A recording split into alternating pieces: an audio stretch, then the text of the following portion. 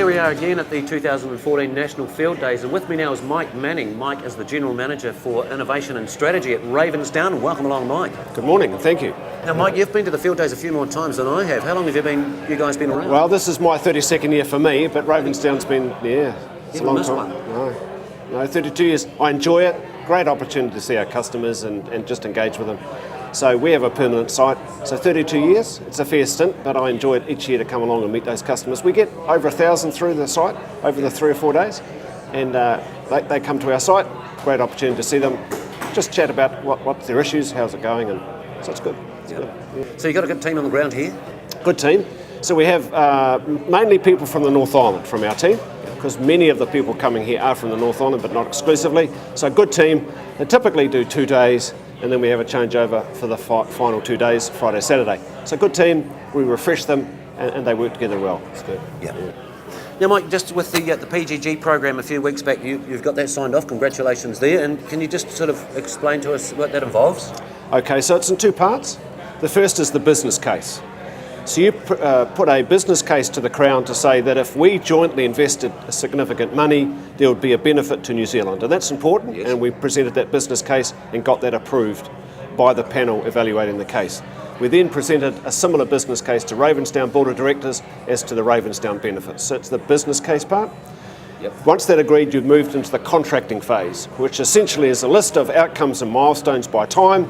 What will you do? When will you do it? How will you do it? How will you report it? And how often will you meet and consider those outcomes? So quite a contracting phase.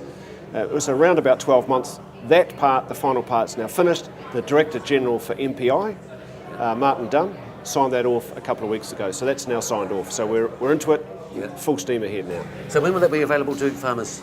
Okay, so it'll be in steps. Yeah. So I imagine the first step will be where an aeroplane can apply fertiliser at different rates to different blocks. Yeah. So the aeroplane capability side, and I expect that will be a year or 2. Yeah.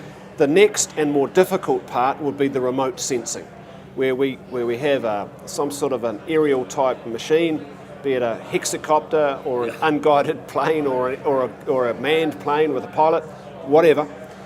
Remote sense the soil through the pasture to see what the fertility is. So that remote sensing is the chunky bit of the project, and that'll probably take 2 or 3, 4 years to crystallise into a result. So the aeroplane part within a year or 2, the next chunkier part 3 or 4 years out from there. Yeah. So you're working with certain aviation guys now?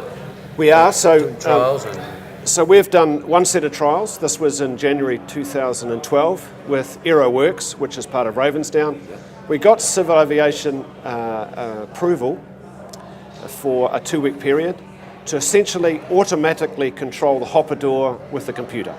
Okay. So we sent the information to the computer on board. The pilot flew the plane but didn't operate the hopper door. The computer operated the hopper door. We then measured the effect on the ground through catching trays. And it gave us a 70% on hill country. Yeah. And so we said, did we get it into the target area? Did we apply it at the rate intended? So target area, did we get there? Did we get the rate? Not completely, but about a 70% fit. So some more work to do. But that was work we did with the aviation people, and to be honest, they quite liked it. They said, well, Mike, I can concentrate more on flying the aircraft rather than flying the aircraft and applying the fertiliser. It's got to be good for them. It's got to be good. If it's not too technical to be doing, if they don't have to do that while they fly. That's what they said. This is a benefit, I guess, from a health and safety point of view, and from just a pilot fatigue point of view. They said, look, Mike, if I can fly the plane and just concentrate on that and be guided as to where I should be, and the computer controls the hopper door, that's pretty good for me. So first look, see, was pretty encouraging, some work to do. So the pilots, the few that we've engaged with thus far, have been quite positive. So it's been good. I just always wondered how the Fletchers could get it right anyway.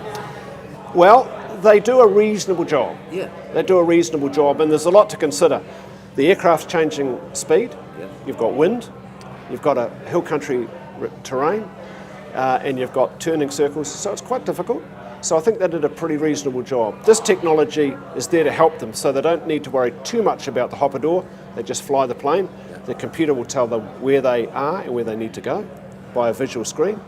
and then it opens and closes the hopper door. So that's the sort of the next big benefit, I think. Makes for the good body. sense, doesn't it? Makes good sense. Now, a lot of innovation here at the Fieldays, a lot of it, and leaning all that way. Have you had a good look around? Not so much. We've been quite busy at our site, but there is an awful lot of innovation. It's hard to capture it all, but a wee bit of a look around. We were at the MPI site yesterday and AgResearch site, one or two others. A good amount of innovation there, but not much that I've seen beyond that, simply because I haven't had too much time to look. Because we get pretty busy at the site. Yeah. But you might find something that you think could be an application that you could use there. Yes, well, we just spoke to some people yesterday who do little iPhone applications. And they're great little ways for farmers and others to capture information when they're on the farm. And so I think there's some opportunities there. So we'll engage with some people who do those apps, as they call them, for the phones. And as to various ways that we can help farmer record or send them information. So there was just a discussion yesterday at 2 o'clock with some people who produce apps. So opportunities there. So lots of little opportunities. Yeah. And we get to see some of those. We'll progress some of those. Yeah, it's good. Well, that's great. Thanks very much for coming in, Mike. No problem at all. It's a really, I think look, the hill country is sort of struggling a little bit, and this technology, I think, is out to help them use their fertiliser dollar better. Not necessarily spend more on fertiliser unless they want to, but use it better. And so I think it's exciting. Goes over 7 years, so it's a long time. Quite some millions involved, so it's a significant investment. The Crown involvement as a partner, so that's really important to us. Put it all together, so I think it'll be hopefully it'll unfold as we expect and want. I think it'll be a really good project. Yeah. Good stuff. Thank you. Thank you.